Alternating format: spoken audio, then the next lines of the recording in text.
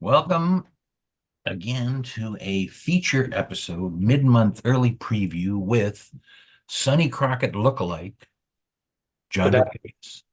would that be me? That would be you. On what show is that?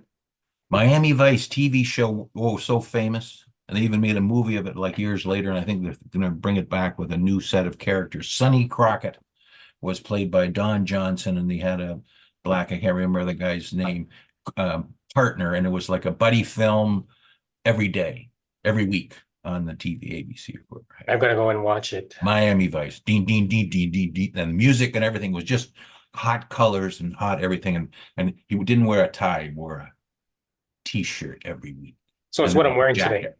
Yeah, plus the pen. So Robert, sir, now that we come back to the reality on real estate chat with John Perez. and Robert Eid.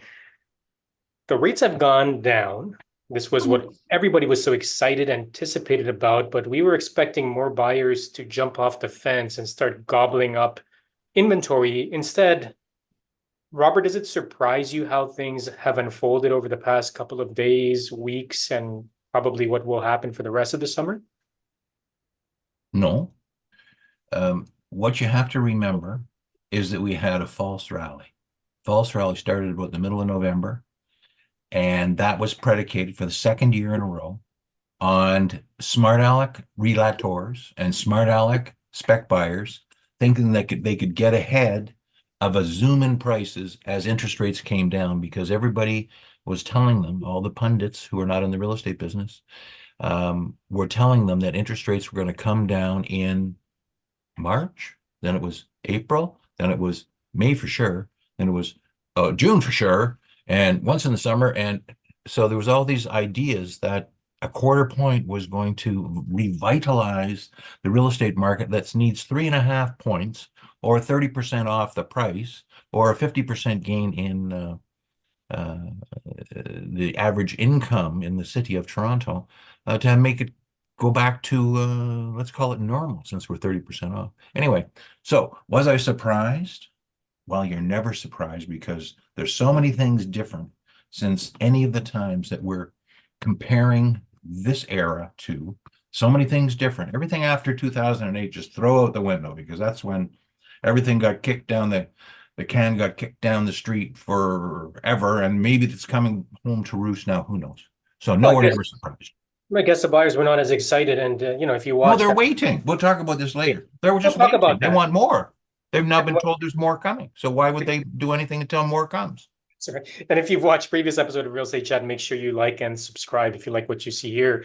We did talk about how Benjamin Tal, the one we quoted for May, June rate cuts did happen, hopefully amplifying market activity. But instead, it seems like everybody's waiting. And what we're going to see on Robert's charts here is that inventory has just gone through the roof. But let's start with sales, Robert, because what we expected is to sales start to pick up because buyers get excited, rates drop, confidence has returned, except we saw more listings come up. What's going to happen to sales? Well, we did this halfway through the month over the weekend. And so this gave us a number you can see at the top of like 6,200. As of today, Tuesday, it's 6,400, 5% different. Not much different, really. And what you can see from this chart, even though it's only got 6 years on, is there's a season, okay? The March, the spring, then the fall. And so there's a fall off in the summertime, which can start in May, can start in July, because the real estate market in the city of Toronto anyway is built around the weather and built around the school year.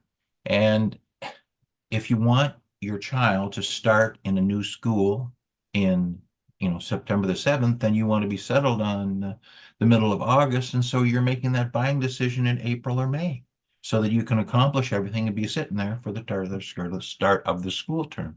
So we currently, or as of Saturday, we're the 25th best June.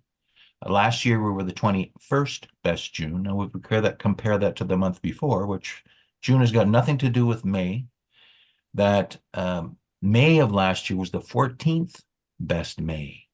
There was big hope. And this May was the 23rd. So we're cyclically following the seasonal pattern. Last year was an anomaly, and we didn't go quite as gustful because it was the second time around. So few people learned after and the first time, the second time, the false rally. Um, but you know, we had a nice spring, and everybody sold a few houses, and all of the hot dogs got new hot dogs, and all of the old farts like me, we got more old farts, and trying to discern what the past and the future mean to each other is what we're trying to do now.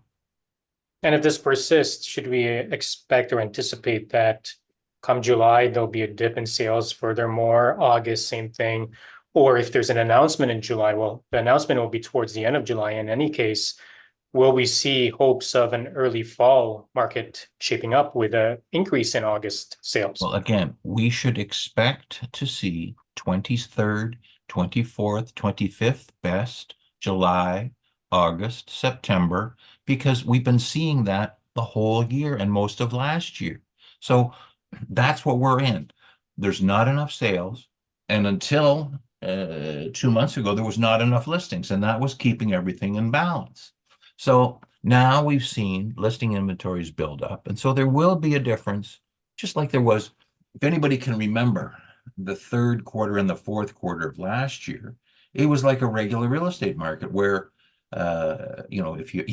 if you showed a property, the guy was on you, the listing agent was on you like a dirty shirt saying, well, did they like it? Did they like it? And all of the tactics that were boomish were reversed. And one of the associates from Remax Hallmark came up with a Twitter whole list of about 10 things of what today's market is all about. And so she was highlighting the worst of the cases, which is what I said to her. And we're not quite there yet because hope is 2 or 3 quarter points away from now. Well, let's talk about not quite there yet because inventory has shot up significantly. And for those of you who have watched, every time we pull this chart from Robert, you've seen it. You've seen it at the high, you've seen it dip, and you've seen it rise again. And then the most recent rises have brought us up to, at least in the near term, a high of 20 over 23,000. Is that a scary thing to happen considering the fact that rates have dropped? Buyers are not entering the market as aggressively as they should. Prices have remained stable. Will this change the story of where prices are headed, Robert? Well, who knows? Maybe, maybe not. The thing we have to remember is if we go back 10 years, we're back to 2013. And pretty much the whole time between now and 2013 was a boom. So the 10-year average is comparing normal buyer's market conditions to a boom, which are seller's market conditions. So that's why I threw in this blue thing at the end. My dad only goes to 2008, where the average in that whole 16-year period, 10 of which were boom, is a little less than 19. So are we ahead of 19? Yeah, we're 22% ahead of 19. But if we went back 30 years and said, what is the average number of listings over the last 30 years in June, and where are we compared to that? Maybe it's not quite so terrible as this uh, spiking to the moon active chart at 23.1, whatever it is, seems to indicate. But compared to a boom, we have a lot of listings. So what's going to happen? Some of them will be rented. Some of them will be withdrawn from the market. Some of them were, like, a lot of these are buy-sell customers where the seller wants to buy another property once they sell theirs. They've been told, sell yours first, have the number of dollars for sure in your pocket, and then buy, rather than running any kind of a risk that you'll be owning two properties. So some of those will withdraw. Some of the ones that are investment properties, they will either sell them just to get rid of them. It's too late to take advantage of this new idea with no notice, almost no notice, capital gains exemption by trying to close it quickly. Again, that's not law yet. So what's going to happen? There's going to be more listings than buyers, and we're going to try and find the price level.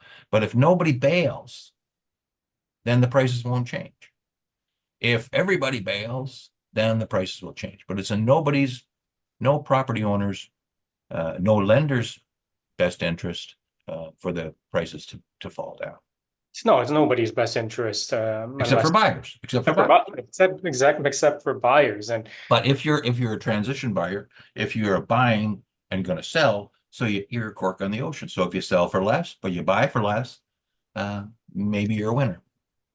what's going to spark the next buying fiasco, the next appetite for buyers to come in? Because I mean, a rate drop certainly didn't do it. More inventory certainly Well, a didn't. quarter's not going to do it. Just it's consumer confidence. Perhaps there'll be a change of government in both the United States and Canada, and there'll be some indication that we're not going to continue on a path that a lot of people think is wrong economically. And if that happens, then that will be the buoyant momentum changer. Will it turn into a boom again? Maybe in the spring it will do exactly the same thing again. I can't call it a false rally 3 times in a row because now it's a trend. But you've just got to be smart. And again, you're only buying one property if you're a buyer. The only person that will decide what happens is the buyers. If there's no buyers, then the people who are compelled to sell will have to appeal to the interest of the, I don't have to buy. I don't have to buy now, reluctant purchaser. But if it becomes like, this is where 905 is different than 416. And south of the 401 is different even than north of the 401. And outside of Bayview to Bathurst is different than inside Bayview to Bathurst. So one answer is not possible. No, and if you have any questions, Real Estate Chat viewers, type it into the comments and we'll be happy to answer it for you. So hang tight. If you're looking to buy, make sure there's opportunities to do that and it makes sense financially, lifestyle wise. Work with your local realtor, work with your real estate brokers. Ask us if you need help, if you have any questions, and stay tuned. Make the right choices, do what's right for you. Thanks for watching this episode of Real Estate Chat. Take care and bye for now. Sonny Crockett, see you later.